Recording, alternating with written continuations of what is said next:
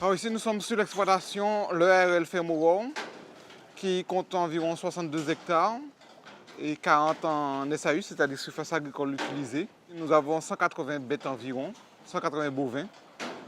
Alors, il y a une grosse partie à l'engraissement, 120 taurillons et génisses à l'engraissement. Et nous avons une cinquantaine de vaches, dont 10 vaches pur sang blondes d'Aquitaine.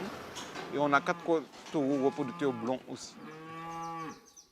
Nous utilisons comme aliment beaucoup de bananes, environ presque 100 tonnes par an, et un complément végétal qui sort de France, sans OGM, qui est à base de maïs, un peu de soja, et aussi nous leur donnons de la mélasse de canne et des blocs à lécher.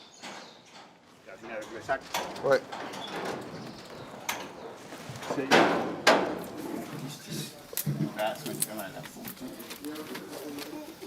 Alors ces animaux-là, nous les achetons à environ en moyenne 230 kg et après nous les revendons au bout de 8-10 mois à plus de entre 550 et 600 kg, ce qui fait 310 kg de carcasse par animal.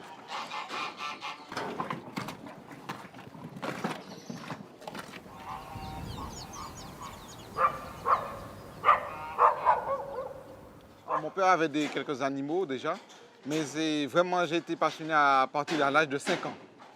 J'ai vraiment aimé les bêtes et c'est à ce moment-là que vraiment la passion a commencé. Et dès cet âge-là, j'ai dit qu'il faut que j'aille au lycée agricole pour être éleveur.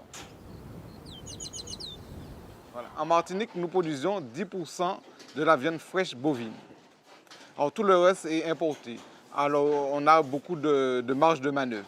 Mais après, ce sont les coûts qui augmentent beaucoup, surtout l'alimentation.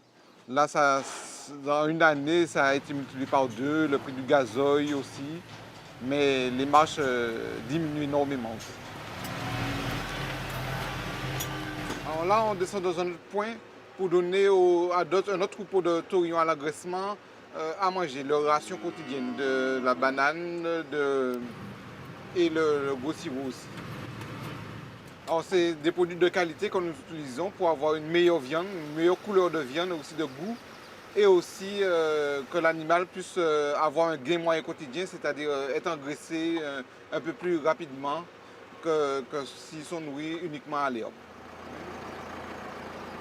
Alors là, on tire le bouchon de sécurité pour pouvoir récupérer dans son bidon neuf de mélasse. Et voilà, tu me donnes l'extension.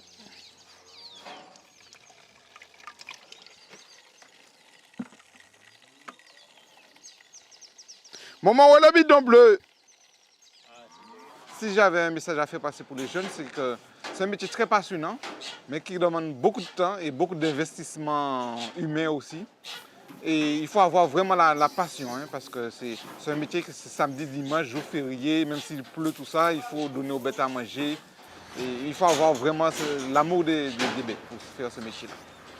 Et c'est un métier d'avenir, hein, parce que la population augmente et il y a un besoin de viande locale aussi, hein, qui est très demandé, très prisé en Martinique aussi.